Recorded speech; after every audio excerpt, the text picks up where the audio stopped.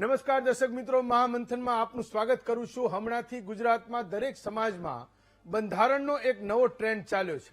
નેતાઓ અને આગેવાનો પોતાના સમાજને આદર્શ સમાજ બનાવી દેવા મથી રહ્યા છે।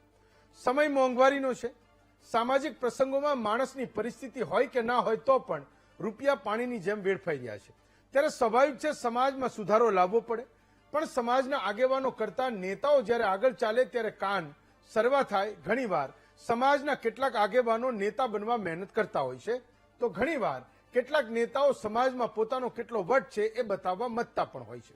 રાતોરાત સમાજને બદલવાની ઈચ્છા જાગે ત્યારે મનમાં એ શંકા પણ ઉદ્ભવે, સમાજમાં કુરિવાજો કંઈ રાતોરાત નથી આવ્યા, પણ બંધારણના નામે સમાજના નેતાઓ પોતાના રાજકીય રોટલા શેકવાનો ક્યારેક પ્રયત્ન કરે છે। ત્યારે આપણે એ સવાલ એમને કરવો જોઈએ કે તમને સમાજ માટે આટલો સ્નેહ અચાનક ઉભરાયો છે કેમ? સમાજ પાસેથી તમારી અપેક્ષા ખરેખર શું છે? જે રીત રિવાજોના નામે બંધારણ ઘડવાની વાતો થાય છે, એ જ સમાજમાં જનરેશન બદલાતા મહેંદી અને હલ્દીની રસમ થવા લાગે છે, પ્રી વેડિંગ શૂટ થાય છે, આ તમામ ખર્ચ બંધ કરવાની સ્ટેજ પરથી વાતો થાય છે, પણ સમાજનો કોઈ નેતા તમને મળ્યો નહીં હોય કે જેણે એના દીકરા કે દીકરીના લગ્ન સાદાઈથી કર્યા હોય। ગજવામાં રૂપિયા હોવા છતાં જો કોઈ નેતા એવું નક્કી કરે કે મારે સમાજમાં દેખાદેખી બંધ થાય એ માટે માધ્યમ બનવું છે, તો મને લાગે છે કે સમાજ માટે આનાથી મોટી સુધારણાની કોઈ શરૂઆત બીજી ન હોઈ શકે। ત્યારે સમાજમાં સુધારાના નામે બંધારણ ઘડવાની થતી વાતો અને સંમેલનો આખરે સૂચવે છે શું? સમાજ સુધારાના નામે નેતાઓ જે ઝંડો પકડે એમના હૈયામાં સમાજનું હિત કેટલું છે, અને બંધારણ ઘડવા માટે સમાજમાં સ્પર્ધા કેમ લાગી? આ વિષય પર આજનું મહામંથન કરીએ।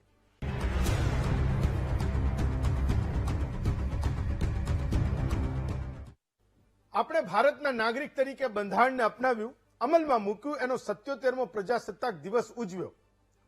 8 દાયકાઓમાં દેશે ખૂબ લાંબી મજલ। જ્યારે આપણે આઝાદ થયા ત્યારે 112 વ્યક્તિ ભણેલી હતી, એટલે કે જેને કોઈ પણ ભાષા લખતા કે વાંચતા આવડે એવા નાગરિકોની સંખ્યા આઝાદીના સમયે 100માંથી 12 હતી। આજે આપણા દેશમાં 180 નાગરિક છે જેને આપણે ભણેલા કહીએ છીએ, જેને વાંચતા અને લખતા આવડે છે। આજે ગુજરાતમાં વિવિધ સમાજોને એવું લાગી રહ્યું છે કે જેમ જેમ ભણેલાઓની સંખ્યા વધતી જાય છે એમ સમાજમાં ના કરવાના કામોની સંખ્યા પણ વધતી જાય છે। જ્યારે કે ભણતર માણસને સારો નાગરિક બનાવે છે। ગુજરાતમાં સમાજનું બંધારણ બનાવવાની એક સ્પર્ધા ચાલી રહી છે। એવું નથી કે ગુજરાતમાં ચેતના 2026ના વર્ષમાં આવી છે। જો સામાજિક સુધારાઓની શરૂઆતની તમે વાત કરો તો એ દશકાઓ પહેલા એ આપણા ગુજરાતમાં થઈ છે। સમાજ માટે કરી છૂટનારાઓને ભલે પદ્મશ્રી કે પદ્મ વિભૂષણો ના મળતા હોય, પરંતુ એવા હજારો સમાજ સેવીઓ છે જેમણે પોતાના સમાજમાં સુધારા થાય, સમાજ પ્રગતિ કરે, ભણતરનું મહત્વ સમજે એના માટે અથાગ પ્રયત્નો કર્યા છે। અને છતાંય ગુજરાતમાં દરેક સમાજો પોતાના બંધારણ એ હજુ બનાવી રહ્યા છે। કેટલીક વાતો આપણે સમજવાની જરૂર છે કે ફિલ્મો અને સિરિયલમાંથી સારું જે કંઈ લેવાનું હતું એના બદલે જે દેખાડાવાળું હતું એ બધું લઈ લીધું, અને વાસ્તવમાં કુટુંબ પરિવાર માટે, જીવન માટે જે કામનું હતું એ સમજીને આપણે એટલે ધૂતકારી દીધું કે આ તો આપણા માટે નથી, એ બીજા માટે છે, એ તો બીજા કોઈએ કરવાનું છે। હલ્દી રસમ, મહેંદી રસમ, વાના રસમ, આ જેટલી પણ રસમ છે એ બધી રસમ પરંપરાઓ વિધિ આપણે ત્યાં પહેલા પણ થતી આવી છે। હલ્દીને પીઠી ચોળવાનું કહેતા હતા, એટલે એટલા બધા હેતથી આ વિધિ થતી હતી, એક ઉમળકો હતો। આજે હલ્દી રસમમાં પીઠી ચોળવાની વાત ગૌણ બની ગઈ। પીળા કપડામાં મોઢું કેમેરા સામે જોઈ, ફોટો ને વિડીયો બરાબર આવવો જોઈએ। હેત અને લાગણી પણ હું માનું છું કે આર્ટિફિશિયલ એ બની ગઈ છે। સંગીત સંધ્યા પણ આવી, પણ એ સંગીત કોઈ વગાડે, બીજું કોઈ ગાતું હોય, વર અને વધુના નામ લઈને ગવાતા એ ગાણાના લગ્નો આપણે સાંભળ્યા છે।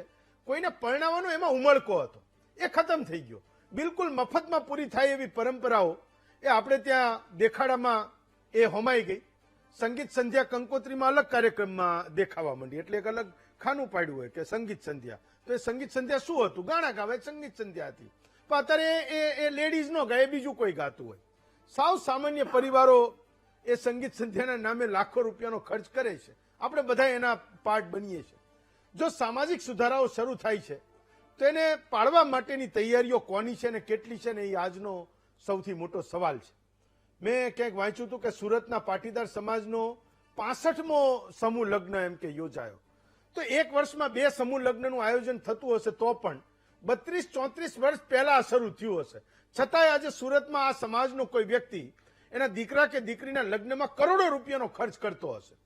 આ સુધારાઓ સિવાય જે બદીઓ ઘૂસી ગઈ છે એને નિવારવાનો રસ્તો પણ હું માનું છું કે કાયદા પાસે પણ નથી, અને એ સમાજનો દાયરો પણ એ બદીઓને અત્યાર સુધીમાં બાંધી નથી શક્યો. એ આપણે સ્વીકારવું જોઈએ.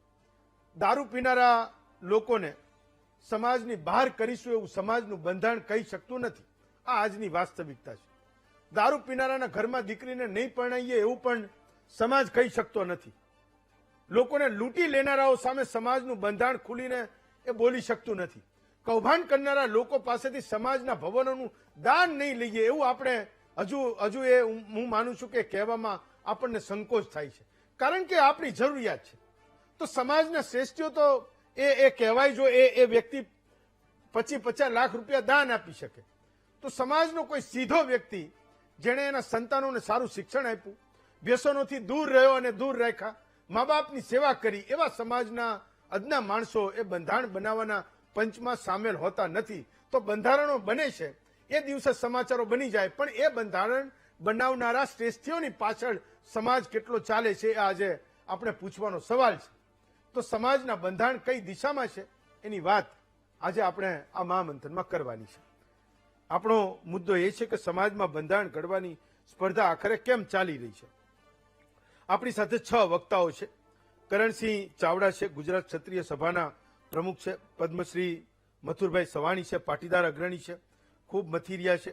જ્ઞાનીબેન ઠાકોર છે, એમના સમાજ માટે અને એમના મત વિસ્તાર માટે પણ એ ખૂબ સારું કામ કરી રહ્યા છે ને પ્રયત્નો કરી રહ્યા છે કે જે કંઈ મુશ્કેલીઓ છે એમાંથી એમનો સમાજ પણ બહાર આવે. પોતે બનાસકાંઠાના સાંસદ પણ છે ને આપ બધા એમને ઓળખો પણ છો.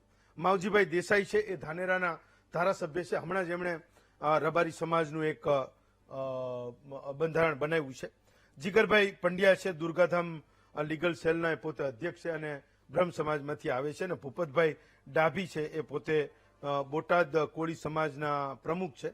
આ 6 વક્તાઓનું ખૂબ ખૂબ સ્વાગત કરું છું.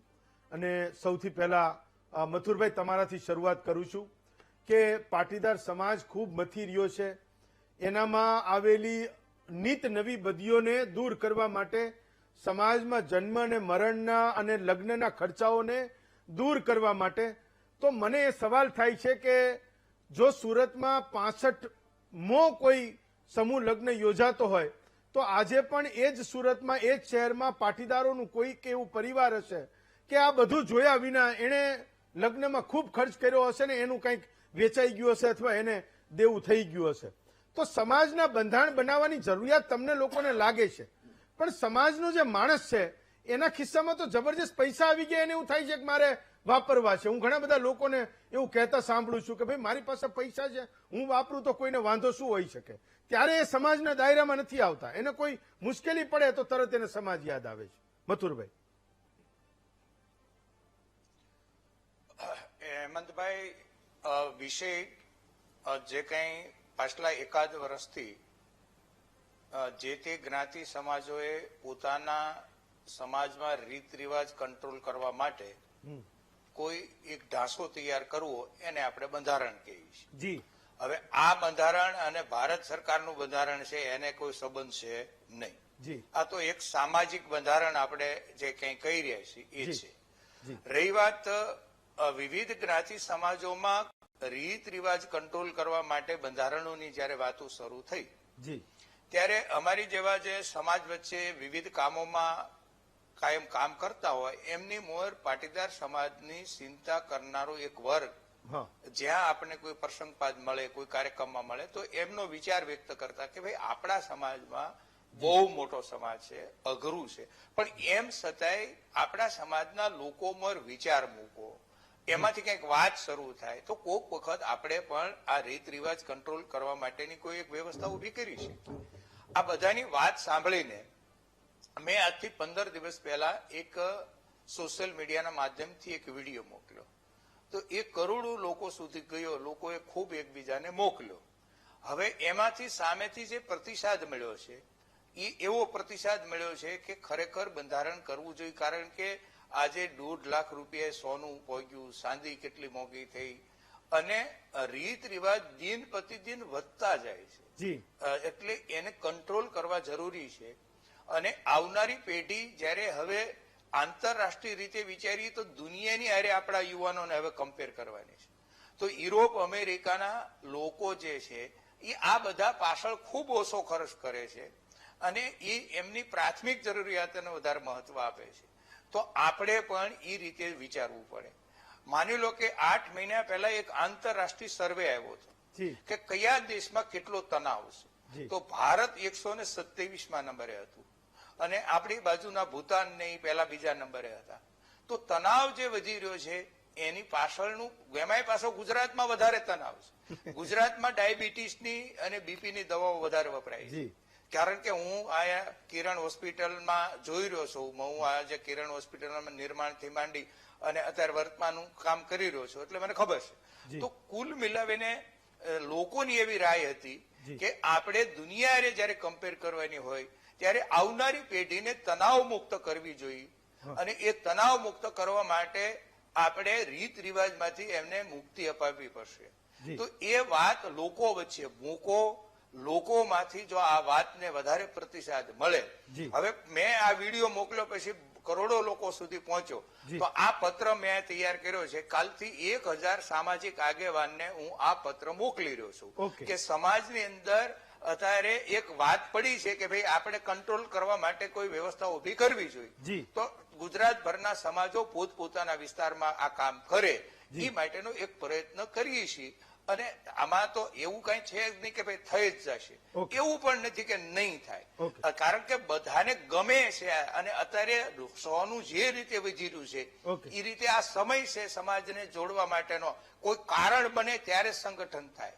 કારણ કે સોનું જે રીતે વધી રહ્યું છે એ રીતે હવે લોકોને એમ લાગે છે કે ભાઈ આ રીત રિવાજથી કંટ્રોલ કરી શકશું. એટલે અમે આ વિચાર મૂક્યો, એ વિચાર કરોડો લોકો સુધી પહોંચ્યો છે અને સામેથી જે જવાબ મળી રહ્યા છે એ પોઝિટિવ મળી રહ્યા છે. એટલે પોઝિટિવ મળી રહ્યા છે એટલે હવે અમે બધા સમાજો હારે ચર્ચા કરશું. વધારે લોકો હજી આને જન આંદોલનના રૂપમાં ફેરવે, કેમ કે અવડા મોટા પાટીદાર સમાજને આ કંટ્રોલ કરવો અઘરો છે. એટલે એના માટે પ્રયત્ન કરીએ છીએ. જ્ઞાનીબેન, તમારો સમાજ પણ ખૂબ મોટો છે, ખૂબ બધી જરૂરિયાતો છે. એવું કહે છે કે એની ચેતના એ અત્યારે જાગી છે, અત્યાર સુધી નહોતી જાગી. તો શિક્ષણ માટે મથી રહ્યો છે, ક્યાંક કુરિવાજોને બંધ કરવા મથી રહ્યો છે, કોઈ બદીઓ છે એને નિવારવા મથી રહ્યો છે. તમે એક ફંક્શનમાં કીધું કે ભાઈ આ બધા ડીજે બીજે વગાડવાનું બંધ કરો, તો લોકો તમારી સામે આવી ગયા કે ભાઈ ડીજે તમે વગાડવાનું બંધ અમારી પાસે કરાવશો. મોટાભાગના અમારા કસ્ટમર ઠાકોરો છે અને ઠાકોર ડીજે વગાડવાનું બંધ કરશે લગ્નમાં તો અમારી રોજીરોટીનું શું થશે? પણ સવાલ એ છે કે નાના નાના સુધારાઓ માટે તમે જે કંઈ કહો છો અથવા તમારા લોકોની જે ડિઝાયર છે સમાજ એ પગલે કેટલો ચાલે છે, મારે સમજવું છે. જ્ઞાનીબેન,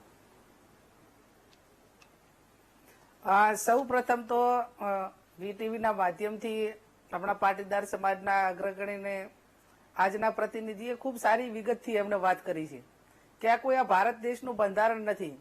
આ જે તે સમાજના રીત રિવાજો કંટ્રોલ થાય, સમાજ કંટ્રોલ થાય અને સમાજના જે પ્રસંગો હોય એ સાદગીપૂર્ણ થાય. આમાં મારા અનુભવ પ્રમાણે કોઈ પણ સમાજ એ એમાં 2-3 રીતે જોવા મળે છે. આપણી એની આર્થિક સ્થિતિ, એક મધ્યમ ગરીબ હોય, એક મજૂર વર્ગ હોય અને 10% લોકો સુખી સંપન્ન હોય. એ અમારા સમાજની પરિસ્થિતિની હું વાત કરું છું. પ્રથમ શરૂઆત કરતા પહેલા માવજીભાઈને અભિનંદન આપું કે એમણે ગઈકાલે જ એમના સમાજનું બંધારણ કર્યું, જાગીરદાર સમાજે પણ કર્યું. આ ત્રણેય સમાજોની શરૂઆત બનાસકાંઠાથી થઈ છે અને બનાસકાંઠાથી આ શરૂઆત આ ત્રણેય સમાજોએ કરી છે. ત્યારે બીજા સમાજો પણ આ બાબતને ચર્ચા કરી રહ્યા છે અને આગળ વધારવા માટેના પ્રયત્નો એમની રીતે તમામ આગેવાનો કરી રહ્યા છે. આપણે શરૂઆતમાં જે વાત કરી કે રાતોરાત હવે આ સમાજના આગેવાનોને, નેતાઓને સમાજનું બંધારણ ક્યાંથી યાદ આવે છે, તો આ કોઈ બંધારણ એક દિવસે નથી થતું. હમણાં મેં વાત સાંભળી કે અનેક વખતે સારા માઠા પ્રસંગો મળીએ ત્યારે નીચેથી અવાજ આવે આ છેલ્લા 3, 4, 5 વર્ષથી લોકોની માગણી હતી અને આ બાબતમાં હવે સમય પાકી ગયો છે કે 21મી સદી ટેકનોલોજી જ્ઞાનની સદી, જેમ બીજા દેશો સાદગીથી આ લગ્નના ને એના પ્રસંગો કરે અને એની જરૂરિયાત ઉપર ધંધા રોજગાર હોય, શિક્ષણ હોય બાળકોને, એના માટે વધારે ખર્ચો કરે. હમણાં હું સુરત ગઈ હતી તો ત્યાં આ બંધારણને એમને ખૂબ વખાણ્યું એટલા માટે કે એક બાજુ આપણે જાહેર સભામાં કહીએ અને સમાજમાં વતનના લોકોને કહીએ છીએ કે વટ વતનને વ્યસન છોડો, તો વટ વતનને વ્યસન છોડો કરીને લોકો માઇગ્રેશન કરીને રોજગારી માટે બહાર ગયા હોય અને એ વતનમાં વારંવાર પ્રસંગો થતા હોય એટલે એમને એમના ધંધા રોજગાર એ બંધ કરીને અથવા તો રજાઓ પાડીને અહીંયા વતનમાં આવવું પડતું હોય છે ને એક મધ્યમ વર્ગને વારંવાર આવવું પોસાતું પણ નથી.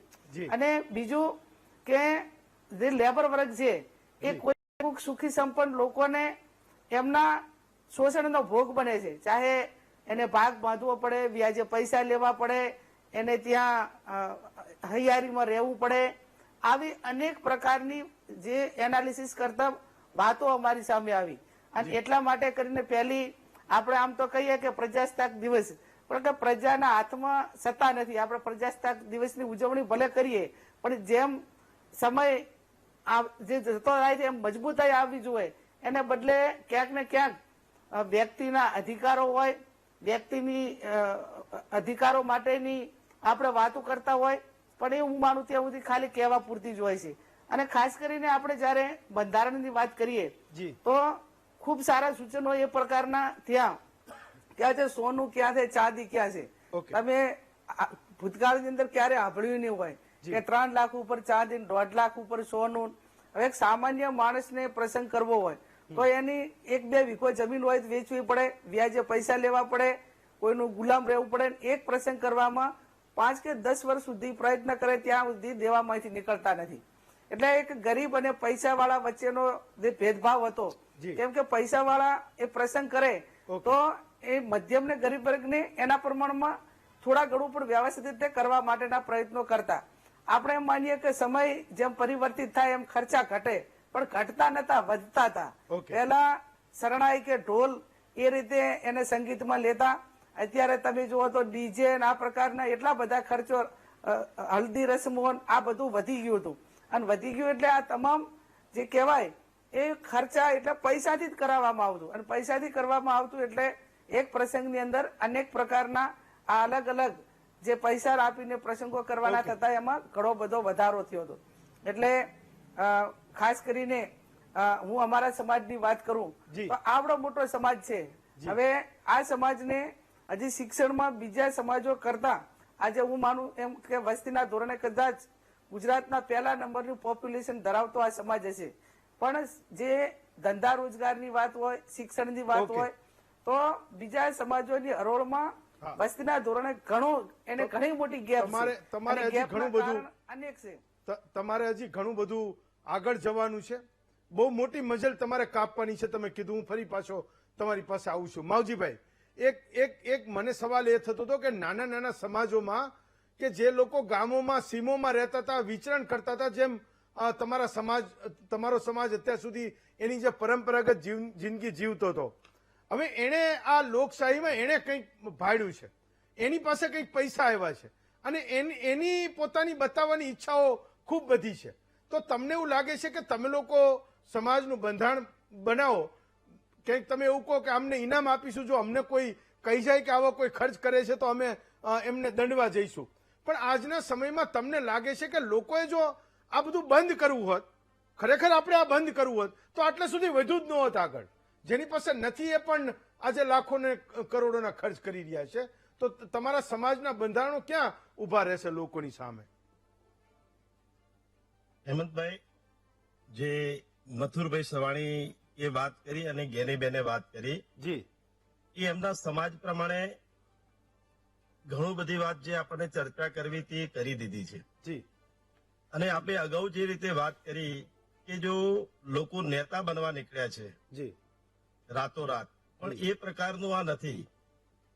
અમે નેતા છીએ પણ નેતાની સાથે સાથે સમાજ સેવક પણ છીએ અને સમાજ સુધારક પણ છીએ અને બિઝનેસમેન થઈ અને રાજકારણની અંદર આવેલા માણસો છીએ. ઓકે, મેં મારી દીકરીના લગ્ન આજથી 4 વર્ષ પહેલા જી સમૂહ લગ્નની અંદર કર્યા હતા. જે સમાજના બીજા લોકો એના લીધે પ્રેરાઈ અને સમૂહ લગ્નોની શરૂઆત થાય. મેં મારા દીકરાના લગ્ન પણ એકદમ સાદગીથી 200 માણસની હાજરીમાં કર્યા હતા. જી લોકોને આ બધી પ્રેરણા મળે કે ભાઈ સમાજની અંદર ખોટા ખર્ચા ન થાય, જી એકબીજાની દેખાદેખી ન થાય, અને સમાજ શિક્ષણ આ જે બચેલા પૈસા છે એ પૈસા ક્યોંક ને ક્યોંક જી શિક્ષણ તરફ વળે જી એ માટેની અમારી બધી પહેલ હતી. અને અત્યારે જે રીતે બંને જણે વાત કરી એ પ્રમાણે મોંઘવારી ખૂબ વધી છે. જી એના કારણે સ્વયંભૂ લોકોનો અવાજ અત્યારે નીકળ્યો છે જી કે ભાઈ આપણે આવા બંધારણો કરો. અને અમારા સમાજમાં તો એવું પણ થયું હતું કે ગામો ગામ સ્વેચ્છાએ લોકોએ બંધારણ બાંધી દીધા હતા અને એનું પાલન પણ કરવાની શરૂઆત કરી હતી. ઓકે એટલે અમારે જે આગેવાનો છે એમને તો ફરજ પડી હતી કે હવે સામૂહિક સમગ્ર સમાજ ઉત્તર ગુજરાત રબારી સમાજનું બંધારણ કરવું પડે. ઓકે એ માટે કરીને અમે બધા જ લોકો આગેવાનો પણ ભેગા થયા જી અને સાથે સાથે સમગ્ર રબારી ઉત્તર ગુજરાતનો સંગઠિત પણ થાય. એ અલગ અલગ ગોળ હતા, પરગણા હતા, જી એ બધા જ પરગણા એના આગેવાનોને સાથે મેળાય, બધેને સ્વેચ્છાએ બધાના સજેશનો પણ લીધા. જી બહુ સમય સુધી એમની મિટિંગો કરી જી અને એના પછી આ નિર્ણય ઉપર આવ્યા. ત્યારે મને ચોક્કસ ભરોસો છે કે જેમ મથુરભાઈએ વાત કરી એમ એક લિમિટ હતી. દિવસે દિવસે ઘણા મોટા કાર્યક્રમો કરવાની, પ્રોગ્રામો કરવાની, ખર્ચા કરવાની, પણ હવે લોકોની માનસિકતા બદલાણી છે ઓકે કે ભાઈ આ રીતના ખોટા ખર્ચા કરી અને પૈસા વેડફી દેવા જી એના કરતા સમાજનું કલ્યાણ થાય, ચોક બીજા સારા કામો થાય, એ માટે પૈસા ખર્ચીએ તો વધારે સારું રહે એવું મારા પોતાના વ્યક્તિગત મત પ્રમાણે. અને દરેક સમાજોની રીત રીસમ અલગ અલગ હોય છે. ઓકે મથુરભાઈનો ને એમનો જે સમાજ છે હા. એ આર્થિક રીતે સુખી અને સમૃદ્ધ સમાજ. હા જે રીતે ગેની બહેનનો છે તો એ વિસ્તાર આખો હજી ગરીબીમાં ઘણો બધો સમાજ. ઓકે અમારો સમાજ તમે કીધું હતું એ રીતે પશુધન અને ખેતી આધારિત અને વિચરતા આવતા આ વિસ્તારોમાં આવ્યો છે. ઓકે ત્યારે મને લાગે છે કે આજના સમયે આની ખૂબ મોટી જરૂરિયાત છે અને એના માટે રાજનેતાઓએ આવવું જોઈએ, સમાજ સેવકોએ આવવું જોઈએ. ઓકે બધા લોકો જો સાથે મળી અને આ કામ હાથ ઉપર લેશે તો 100% આની અંદર ખૂબ મોટો બદલાવ આવશે અને સમાજ જીવનની અંદર ઘણો મોટો સુધારો પણ થશે. અને જે સમાજોને જેની જરૂરિયાત છે, જી કોઈને શિક્ષણની જરૂરિયાત છે, કોઈને જી. વેપાર ધંધાની જરૂરિયાત છે, એ કામની અંદર ખૂબ મોટું આર્થિક ઉપાર્જન કરવા માટેનું પણ એક સંયુક્ત સમાજોનું સાહસ આ કામ આગળ વધશે એવું મને લાગે. ચાલો મેં તો જેટલા લોકોને અહીંયા બોલાવ્યા હું એવું માનું છું કે આ બધા સમાજના ભેગધારીઓ છે. કેટલીક વાતો જે હું કહું છું એ મેં જોયેલી અને જાણેલી કહું છું, પણ અહીંયા આવનારા એક પણ મહેમાનને હું વ્યક્તિગત રીતે એવું નથી માનતો કે તમે નેતા બનવા નીકળ્યા છો. મારો એ સૂર બિલકુલ નથી. અહીંયા જેટલા પણ લોકોને બોલાવ્યા હું એ તમામ લોકોને સમાજ સુધારક માનું છું, સમાજના ભેગધારીઓ માનું છું, એટલે મેં બોલાવ્યા છે. ફાઇન. કરણસિંહ, એક સવાલ તો મને એ હતો કે તમે ક્ષત્રિયોમાં ખૂબ બધી અલગ અલગ ક્ષત્રપો લઈને તમારો સમાજ બેઠો છે. જ્યારે ક્ષત્રિય સમાજનું મહામંથન થયું એ દિવસે પણ એ વાત મેં કરી હતી કે ભાઈ ખૂબ બધા નાના નાના વાડાઓમાં તમે વહેંચાયેલા છો, બધા એક થાઓ અને ક્યાંક તમે એના પ્રયત્નો પણ શરૂ કર્યા છે અથવા જે કંઈ પહેલા કર્યા છે જે મેં જોયું એ મેં તમને કીધું હતું. મારે સમજવું છે કે તમે જ્યારે સમાજનું કોઈ બંધારણ બનાવો, તમને નેતાઓને, સમાજના સેવકોને, અગ્રણીઓને, શ્રેષ્ઠીઓને, મહાજનોને એવું લાગે છે કે ભાઈ સમાજમાં જે કંઈ બદીઓ છે, કુરિવાજો છે, એને ઉખાડી ફેંકવા માટે આપણે એક દાયરામાં બંધાવવું જરૂરી છે. પણ તમારા સમાજમાં તમને એવું લાગે છે કે તમારો સમાજ કોઈક એક દાયરામાં બંધાય એવો સમાજ છે ને કોઈ ક્યાંકથી કોઈક નક્કી કરી નાખે અને એ માની જાય કે હા ભાઈ મારે આટલું કરવું જરૂરી છે કારણ કે આ સમાજની હાકલ છે.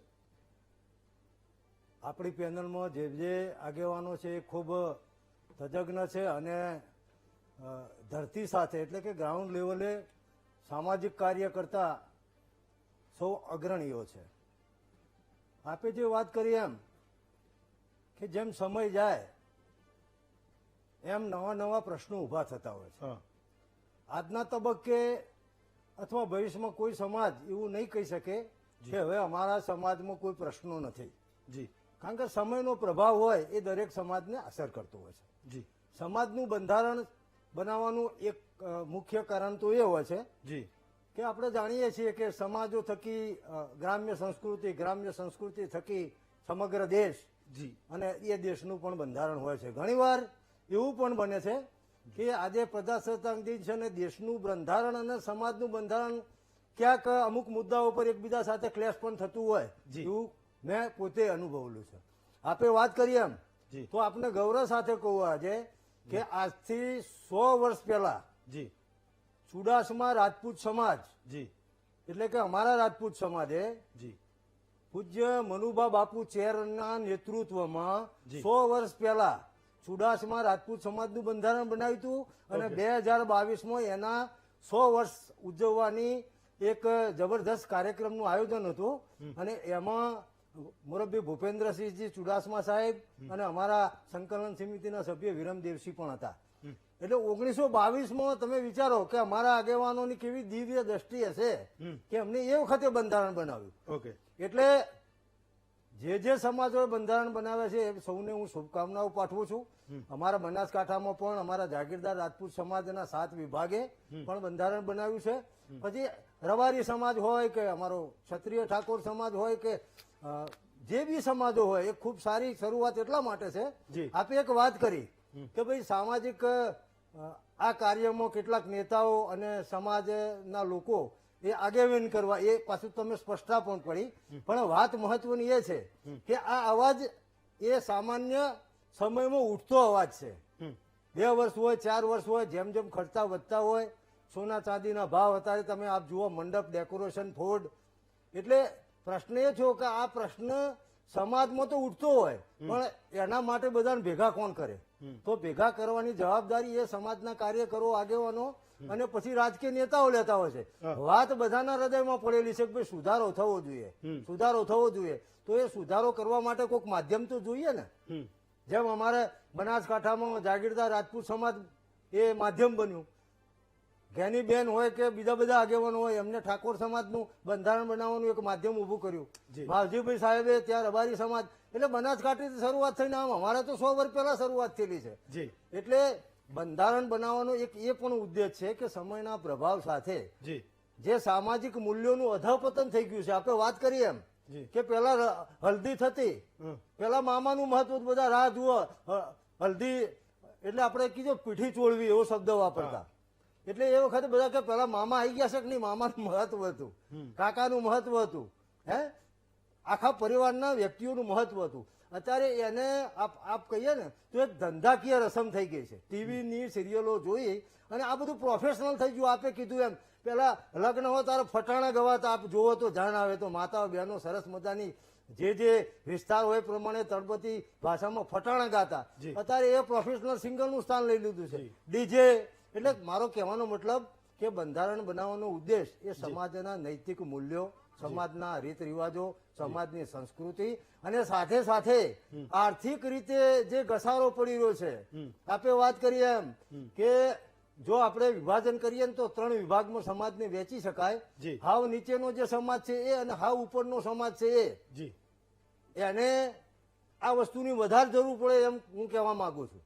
કારણ કે કોઈના ઘરમાં કોઈની તિજોરીમાં પૈસા નથી હોતા સાહેબ અને દેખાદેખીમાં 1-2 વીઘા 100% ઓછા કરવા પડે. એટલે સમાજના બંધારણમાં જેમ સમૂહ લગ્નનું આયોજન થાય છે સાહેબ ગઈકાલે જ હું અમારા ખોખરા રાજપૂત સમાજમાં હતો તો દર વર્ષે 1000 સમૂહ લગ્નો થાય છે તો આપણે એક સમૂહ લગ્ન 1 લાખમાં પતિ એવી ગણતરી કરીએ તો કરોડો હજારો કરોડો રૂપિયા સમાજના બચે. એટલે સમાજનું બંધારણ એ જરૂરી છે અને આ જે જાગૃતિ અને આપે આ સુંદર કામ ઉઠાવ્યું છે કે સામાજિક દરેક સમાજનું આપ મહામંથન કરો છો ને આજે બંધારણની વાત આપ લઈને આવ્યા છો એ બદલ હું વીટીવી ને આપને ખૂબ ખૂબ અભિનંદન આપું છું. ફાઇન ચલો જીગરભાઈ તો બધા એવું કહે છે રાધર અહીંયા બેઠેલા એ તમામ લોકો પણ એ વાતને સ્વીકારશે કે ભાઈ ભણતર આવશે તો એમ કે જાગૃતિ આવશે ને જાગૃતિ આવશે તો પ્રગતિ પણ થશે એવું કહે છે. તો તમારો સમાજ તો ખૂબ ભણેલો ગણેલો છે તો એને ક્યાં આ બધા બંધારણો કરવાની જરૂર છે? કારણ કે ભણેલા ગણેલા હોય ને જો સમજણ આવી જતી હોય તો ના તો એ બદીઓથી દૂર રહેશે અને એ બધા કુરિવાજોથી દૂર રહેશે દેખાડાથી દૂર રહેશે એ ખોટા ખર્ચ કરવાથી દૂર રહેશે. તો મને એ સમજવું છે કે ભણતર આવશે તો સુધરશે એવું જ્ઞાનીબેન જેવા ઘણા બધા નેતાઓ સમજીને બેઠા છે. માવજીભાઈને એ લોકો બંધારણ બનાવે તો એ સમજીને બેઠા છે કે એના સમાજમાં જે દિવસે લિટરસી 100% થઈ જશે તે દિવસે તો એના સમાજમાં એને બંધારણ ઘડવાની જરૂર નહીં પડે. તો તમે લોકો બ્રાહ્મણો, બ્રહ્મ સમાજ આ દાયરામાં કેમ આવી રહ્યો છે? મારે એ સમજવું છે. અત્રે ઉપસ્થિત મારા તમામ સામાજિક સિનિયર આગેવાનોને વંદન સાથે મારી વાત રજૂ કરું છું. વિષય બહુ અગત્યનો એટલા માટે છે, કરકસરની જરૂર કેમ પડે. જી આનો એકમાત્ર સીધી લીટીનો જવાબ જી કે આજે બ્રહ્મ સમાજનું એક બાળક જુનિયર કેજી થી ડબલ ગ્રેજ્યુએટ કરવું હોય ને જી તો 25 થી 35 લાખ રૂપિયા વાપરવા પડે. હા આપને આનાથી વધારે નજીક લઈ જવું હા તો જો એક બાળક 21 વર્ષનું થાય અને ઘરમાં 4 બાળક કે 3 બાળક કે 2 બાળક છે ને એક ફ્લેટ લેવો પડ્યો જી તો 50 થી 75 લાખ બીજા જોઈએ. જી એટલે આંકડો પહોંચ્યો તમારો 1.5 કરોડ. જી આમાં કોઈ દાક્તરી સારવાર આવી હા અથવા તો આમાં કંઈક નવું જન્મ મૃત્યુનું વાત આવી તો વળી પાછો આ દાખલો પહોંચે 2 કરોડે. જી આપણા બધાના સમાજમાં રહેલા યુવાનની 21 થી 60 વર્ષની જિંદગી 480 મહિનાનું ટોટલ છે. એ 480 મહિનાના ક્યુબિકમાં એને એટલો રૂપિયો કમાવાનો છે કે એ 4 દશકા સુધી પોતાના સમાજના સાથે પગ મિલાવે, શિક્ષણ, વ્યવસાય, ધર્મ સાથે પગ મિલાવે જી અને પોતાના કુટુંબને જીવન નિર્વાહ કરીને આગળ લઈ જઈ શકે. જી આપને હું બહુ ગર્વ સાથે કહું છું કે આપને હું આ વાત એક અભ્યાસો તરીકે કહું છું એ જોતા આપ બહુ સરળતાથી સમજશો કે 1951માં મારું ભારત બન્યું, આપણું ભારત બન્યું ત્યારે મારા ને તમારા ફોરફાધરો હતા. એ મારા ને તમારા ફોરફાધરોએ આ 26 જાન્યુઆરી ના દિવસે જે પ્રથમ તિરંગો લહેરાયો અને જે કલ્પના કરી ત્યાં આપણે પહોંચ્યા છીએ. જો પહોંચ્યા હોત તો મૂળ બંધારણથી વિરુદ્ધના બંધારણની જોગવાઈ સુધી જવાની યાત્રા શરૂ ના થઈ હોત. ટ્રુ. આવું મારું વ્યક્તિગત માનવું છે. બીજો વિષય અગત્યનો એ છે કે આજે ભારતની લગ્ન ઇન્ડસ્ટ્રી $130 બિલિયન છે. હું સ્પષ્ટ શબ્દ કહું છું, લગ્ન ઇન્ડસ્ટ્રી. આ લગ્ન ઇન્ડસ્ટ્રીને એક હદ પછી જો તમે નજીકથી જુઓ તો મારા આગેવાનોએ કીધું એમ કાં 7/12માંથી નામ નીકળી જાય કાં પ્રોપર્ટી કાર્ડમાંથી નીકળી જાય એવી હાલત થઈ ગઈ. આ વાત અત્યારે એટલે હદ સુધી જતી રહી છે જી કે મારા ફાધરના 4 ભાઈ બહેનો, મારા મધરના 6 ભાઈ બહેનો, જ્યારે મારા પછીની પેઢી સિંગલ ચાઇલ્ડ પેરેન્ટ તરફ જઈ રહી છે. આ સિંગલ ચાઇલ્ડ પેરેન્ટ તરફ જવાની નીતિનું કારણ મૂળ આર્થિક જનાધાર છે અને છે. સમાજને આ દિશામાં જવાની ફરજ પડે છે તો સરકાર એટલું પણ વિચારે કે ભાઈ ચાંદી રોકેટ ગતિએ જે રીતે સ્પીડ પકડે છે તો એની ઉપર કોઈ કંટ્રોલ કેમ નથી. રાતોરાત કોઈ એક વસ્તુમાં 100 ગણો, 200 ગણો, 300 ગણો વધારો કેવી થાય રીતે થાય? તો એની ઉપરના જે તે નિયમોનો શું કરે છે? નાનો માણસ બિચારો 1 તોલું આપવા માંગે તો એનું ક્યાં જાય? મૂળ ચાંદી અને સોનું છે તો મિનરલ જ ને. હા મિનરલ એક્ટના વ્યાપમાં તો ખરા ને. તો મિનરલ એક્ટના વ્યાપમાં પ્રમાણેની કોઈ ધાતુ કે કોઈ ખનિજ એના મૂલ્ય કરતા 10 ગણા 20 ગણા રોકેટ ગતિએ વધે અને એની અસર એટલી બધી જતી રહે કે સમાજ 2 ફૂટ પાછળ આવી જાય, જ્ઞાતિ 2 ફૂટ પાછળ આવી જાય અને બેન દીકરીને કે ભાણિયા ભત્રીજાને હવા તોલો કે હવા 11 તોલો આપવાની વાત કરવાના બદલે બગસરાના હોના સુધી પહોંચી જવું પડે.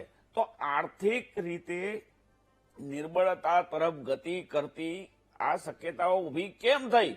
યસ શિક્ષણ મોંઘું થયું હા એની અંદર તમે આજે પણ એ વાતને સાંકળીને જુઓ તો મને મારા સમાજના વ્યક્તિએ કીધું કે આ રૂપિયો શિક્ષણમાં વાપરવો. જી એનો અર્થ કે તમારી વ્યક્તિગત સ્વાયત્તતા, કુટુંબ મોસળના સંબંધોની સાચવવામાં તમારે ક્યાંક આર્થિક સંકળામણ અનુભવવી પડે છે.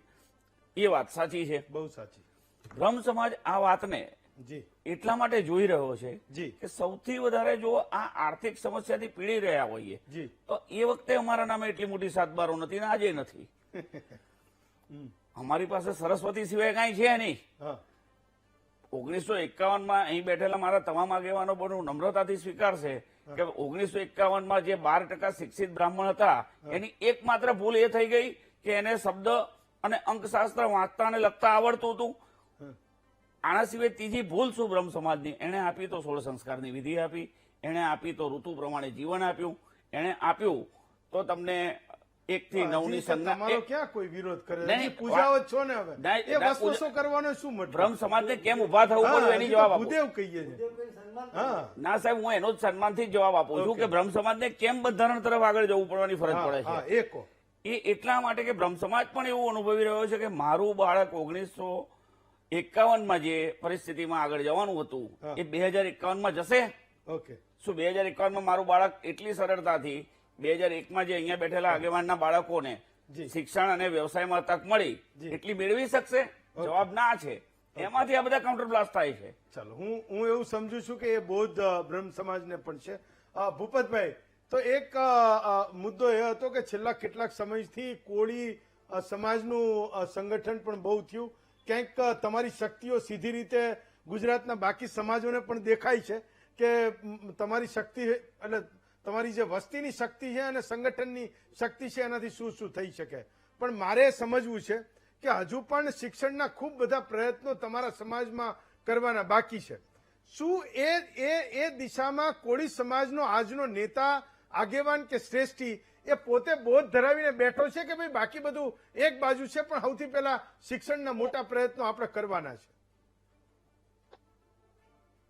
હેમંતભાઈ, ખૂબ ખૂબ આભાર. આપને અમને મોકો આપ્યો બોલવાનો. હું બે રીતે જોઉં છું. જી બધા મારા વડીલ પેનલિસ્ટે બધે પોતપોતાના સમાજની અને આ બંધારણની વાત કરી, પણ હું બીજા એંગલથી એવું જોઉં છું જી કે મારો સમાજ કોળી સમાજ જી બહુ પછાત છે જી અને એ ગામડામાંથી આવે છે, મજૂરી કરે છે અને ખેતી સાથે જોડાયેલો છે. જી અમારા સમાજને બંધારણ તો જો સાહેબ પહેલેથી છે જ તે. કોઈ એમ કહેતા હોય, કોઈ સમાજ એમ કહેતા હોય કે બંધારણ નથી. હા. બંધારણો તો આપણા વડવાઓ પરદાદા, દાદા, પરદાદા જે તે રીતે કર્યા, બંધારણ બનાવ્યા અને એ બંધારણ અનુસાર આપણે બધા ચાલીએ છીએ. જી. બિલકુલ ચાલીએ છીએ. જી હવે જરૂર પડી એનું કારણ એ છે કે ગામડાનો ખેડૂત હોય કે મજૂરી કરતો માણસ હોય, જી એને આ લગ્ન કે આ ઘરેણા ઓકે કે આ બધું કરવું ને એ બહુ અઘરું પડી ગયું છે. અમારી વેદના એવી છે કે હવે પછીના અમારી જો છોકરાઓને છોકરીઓને ભરાવા છે તો અમે શું કરશું? લોનો લેશું કે જમીનો ગીરવે મૂકશું કે વેચી નાખશું? હા આ મોટા બહુ મોટા પ્રશ્નો હેમંતભાઈ ઉભા થયા છે. જી નહીતર બંધારણ તો હતા જ તે, વર્ષોથી હતા. આપણા દાદા પરદાદાઓએ બંધારણો બનાવ્યા અને બંધારણ પ્રમાણે બધા ચાલતા હતા. મોંઘવારી જેટલી બધી છે તો સમાજો એ મજબૂર બન્યા છે કે એને બંધારણ બનાવવું પડશે કે આટલું જ સોનું આપો ને આટલું જ ચાંદી આપો ને આ ખર્ચ કરો ને આ ખર્ચ ના કરો. તમે શું માનો છો? તમારા સમાજમાં જે લોકો કમાઈને બેઠા છે, જેને મોંઘવારી નડે એમ નથી, જેને સોનાના ભાવ નડે એમ નથી, એ સરેન્ડર કરશે? અને જેને મોંઘવારી નડે છે એ સમાજના નાના માણસ માટે એના પોતાના અરમાનો મૂકી દેશે કે ભાઈ હું મારા દીકરા દીકરીના લગ્ન કરું છું, હું માપમાં રહીશ અને હું સમાજના નાના માણસને પ્રેરિત કરીશ? હેમંતભાઈ, જી આ સામાજિક ચર્ચા છે. જી આ સામાજિક ચર્ચાને તટસ્થતાથી તમારે જોવી હોય હા તો 1970માં હા 16 રૂપિયે મણ ઘઉં હતા જી હું આવું હા અને એ વખતે 2 રૂપિયા દાડી મળતી હતી. હા માણસ 8 દિવસ જાય ત્યારે 1 મણ ઘઉં લઈ શકતો હતો. જી એટલે મોંઘવારીનો વિષય સદીઓથી હાલ્યો આવે છે ને સદીઓથી ચર્ચામાં રહેવાનો. રિયલિટી જે છે એ છે જી કે તમારે આજે તમે વિશ્વની હારે કમ્પેર કરી રહ્યા છો ત્યારે જી તમારે અત્યારે વિશ્વની કમ્પેરમાં નવી યુવાન પેઢી માટે વિચારવું જોઈએ.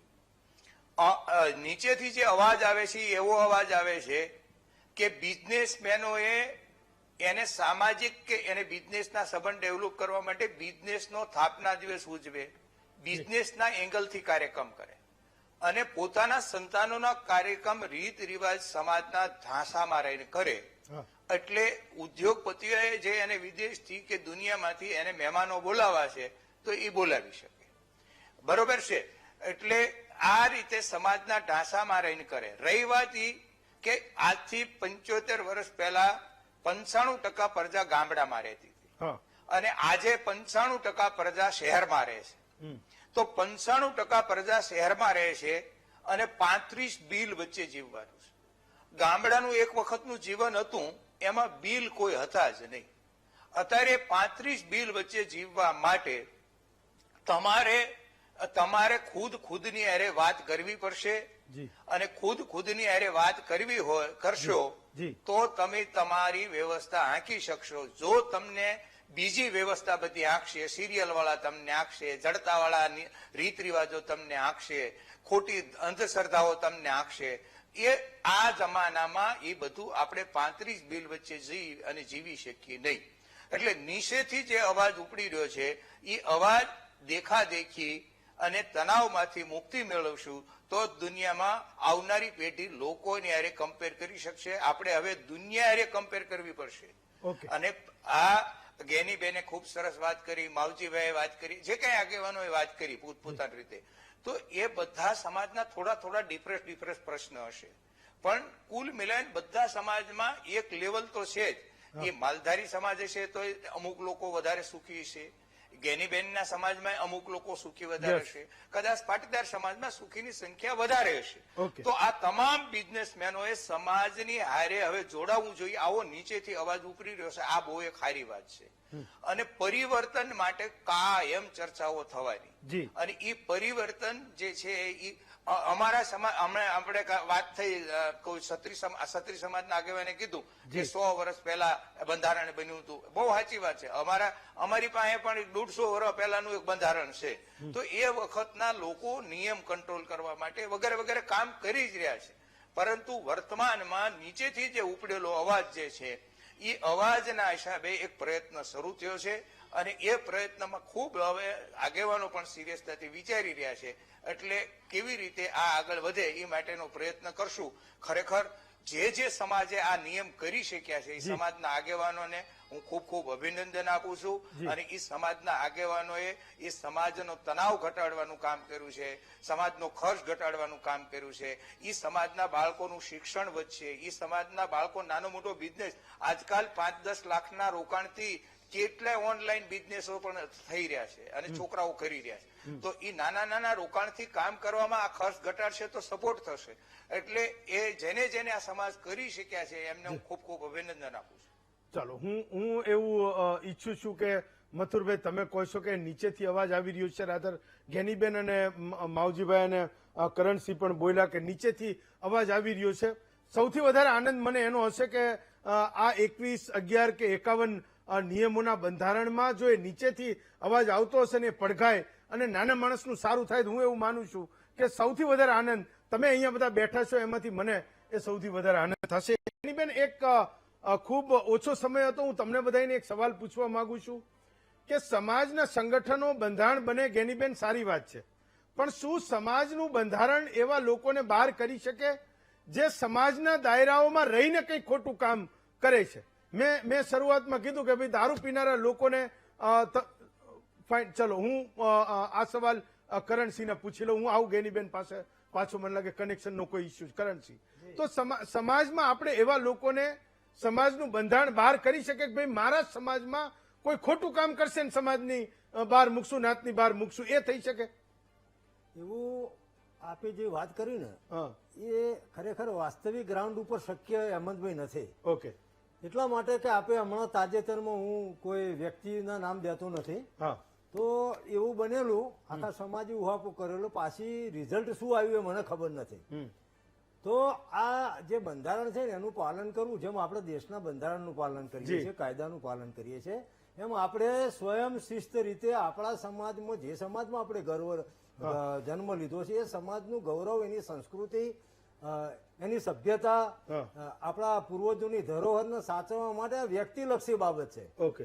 હું રાજપૂત સમાજમાં, ક્ષત્રિય સમાજમાં, ગરાસિયા સમાજમાં જન્મ્યો છું, તો મારે શું કરવું શું ના કરવું મારા વડીલોએ તો જરૂરથી બંધારણ કર્યું છે, પણ એનો અમલ કરવાની અને એનો અમલ કરાવવાની મારા પરિવારમાં એ જવાબદારી મારી છે. જ્યાં સુધી આવી ભાવના નહીં આવે, અત્યારે તો ઉલટું જુદું ચાલ્યું છે કે આપણે હમણાં કીધું એમ કે સમાજના આગેવાનો સમાજના બંધારણનો ભંગ કરતા જોવા મળી રહ્યા છે. હા અને આપે કીધું એમ કે કોઈ એવી પ્રવૃત્તિથી કોઈ વ્યક્તિ કરોડો અબજો રૂપિયા કમાયો હોય અને 25-30 લાખ રૂપિયા સમાજના ભવનમાં કે બીજી જગ્યાએ દાન આપે, સારી વાત છે, દાન આપવું સારી વાત છે, પણ એને પાછું મંચ સમાજ આપે એ જ વ્યક્તિને અથવા સમાજનો જવાબદાર આગેવાન સમાજના જ બંધારણનું હેમંતભાઈ ભંગ કરે તો તમે એને પાછો સામાજિક આગેવાન તરીકે એનું સન્માન કરો, એને ફૂલહાર કરો, એને મહત્વ આપો, તો તમે શું પ્રેરણા ભાવિ પેઢીને આપવા માંગો છો એ પણ પ્રશ્ન થાય છે.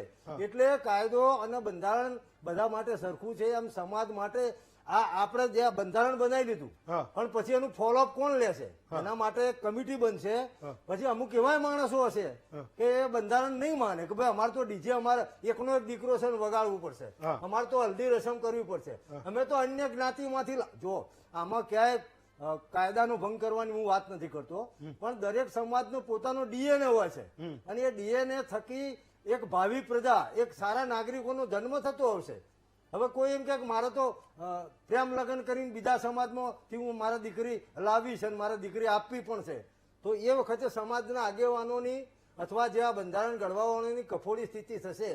એટલે જેમ હમણાં કીધું ને કે ભાઈ તમે કઈક વસ્તુ મૂકશો ને તો એ ક્લેશમાં આવવાની છે, એટલે પૂરી તૈયારી સાથે બધા માટે એક નિયમ રાખવાનો, કરણસિંહ બંધારણનો ભંગ કરે તો કરણસિંહને પણ નાતબાર મૂકશો તમે, મૂકવાની તૈયારી ખરી, તો આ બંધારણને આપણે સફળ કરી શકીશું. એ તૈયારી એ તાકાત સમાજમાં હોવી જોઈએ ને છે, પણ એના માટે આપણે બહુ મનોમંથન કરવું પડશે એવું મારું વ્યક્તિગત માનવું. ચલો ગેનીબેન મારો, હા હું આવું જીગરભાઈ. ગેનીબેન મારો સવાલ એ હતો કે આપણે બધા બંધારણ તો કરીએ છીએ, સમાજમાં ખોટું કામ કરનારા લોકોને ક્યારેક બચાવવાના હોય તો સમાજ આખો સામે આવે, પણ જયારે એ પોતે અપરાધી હોય, ગુનેગાર હોય, ત્યારે એના માટે કંઈક કરવાનું હોય તો સમાજ દૂર ભાગી જાય.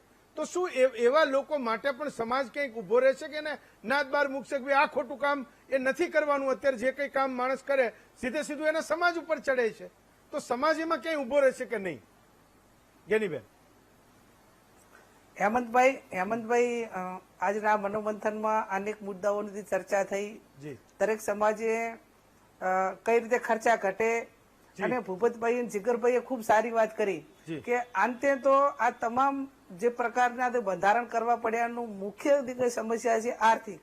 હવે આર્થિક સમસ્યા જે છે, આજે તમે જો ખેડૂતોના કોઈના હાથ બાર આઠના ઉતારા એ બોજા વગરના નહીં હોય, અને આ પરિસ્થિતિ દિન પ્રતિદિન વિકટ થતી હતી. આપણે ખૂબ સારી વાત કરી કે કોઈ સમાજનો વ્યક્તિ કોઈ ક્રાઇમ કરે અને ક્રાઇમ કરેલા માણસને સમાજ આખો ભેગો થઈ અને એને ક્રાઇમ કર્યો હોવા છતાં અમારો સમાજનો આ વ્યક્તિ છે અને એને બચાવવા માટેના પ્રયત્નો કરે તો હું એ વાતને વખોડું છું. એ તદ્દન ખોટું છે. પરિવારમાં સભ્ય હોય કે સમાજનો કોઈ વ્યક્તિ હોય જે ખોટું કર્યું હોય એને કાયદાની ભાષામાં એની સામે કાર્યવાહી થવી જોઈએ, અને એના માટે કોઈએ સમાજનો વર્ગ વિગ્રહ ઉભા કરી અને સમાજ એકબીજા સમાજો સામે વર્ગ વિગ્રહ થાય આવું કાર્ય કોઈ સમાજે કરવું ના જોઈએ.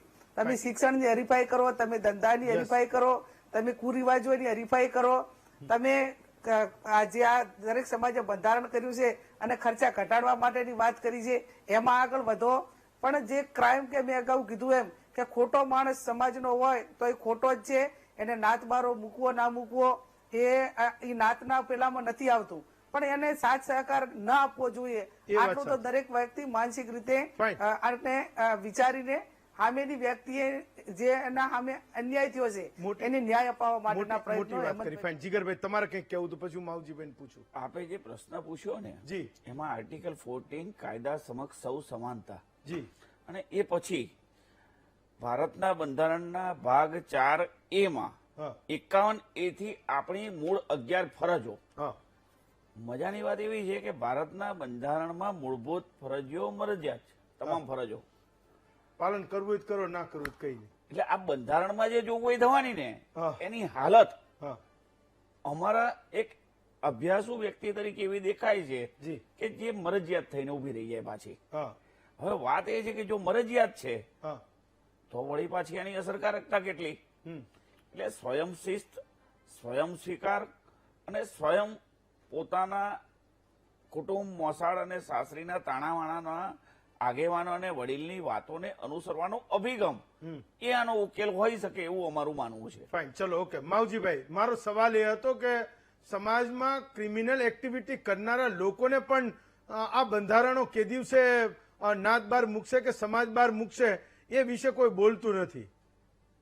માવજીભાઈ. આમાં હેમંતભાઈ, હા, પરિવર્તન એ સંસારનો નિયમ છે. ઓકે, અને જે મથુરભાઈએ વાત કરી જી. એ ચલો. મથુરભાઈએ જે રીતે વાત કરી એ પ્રમાણે અત્યારની જે સમય અને પરિસ્થિતિ છે જી, એ જે રીતે સમય બદલાય એ પ્રમાણે ઘણા બધા બદલાવ આવતા હોય. ઓકે, અને આવા પ્રકારનું અત્યારે સામાજિક બંધારણની અંદર જો કોઈ જોગવાઈ કરવા જાય જી, તો એનું પાલન કરવું ખૂબ મુશ્કેલ છે. ઓકે, આ તો સ્વયં શિસ્ત સમાજની અંદર જે પ્રકારે આવે. ઓકે, અમે અમારું બંધારણ ધારો કે આજે ગઈકાલે જ બંધારણ સમાજ દ્વારા પ્રસ્તુત કર્યું છે. જી. ભાઈ છે લાઈન પર? કોઈ પણ પ્રકારની દંડની કે આવી કોઈ જોગવાઈ અમે કરી નથી. ઓકે, અમે સ્વેચ્છાએ બધા આગેવાનો સાથે મળીને નક્કી કર્યું છે જી, કે જે લોકો બંધારણનું પાલન ના કરે જી, તો એમના ઘરે આગેવાનોએ, સામાજિક સેવકોએ, સામાજિક આગેવાનોએ ના જવું, પણ સ્વેચ્છાએ બધા લોકો એનું પાલન કરે. એ પ્રકારની જ આજના સમયની પરિસ્થિતિ છે એ પ્રમાણે અનુકૂળ આવે એ રીતે કરવું પડે. બાકી તો હજુ આવનારા સમયની અંદર કેટલાય બદલાવ આવશે. જો એ પ્રકારનું કરીએ. ચાલો. કરણસિંહ, મથુરભાઈ, જ્ઞાનીબેન, જીગરભાઈ, ભૂપતભાઈ અને માવજીભાઈ, છ વક્તાઓનો ખૂબ ખૂબ આભાર માનું છું. આવતીકાલે વધુ એક નવા વિષય સાથે ફરી મળીશું. આજે રજા આપશો.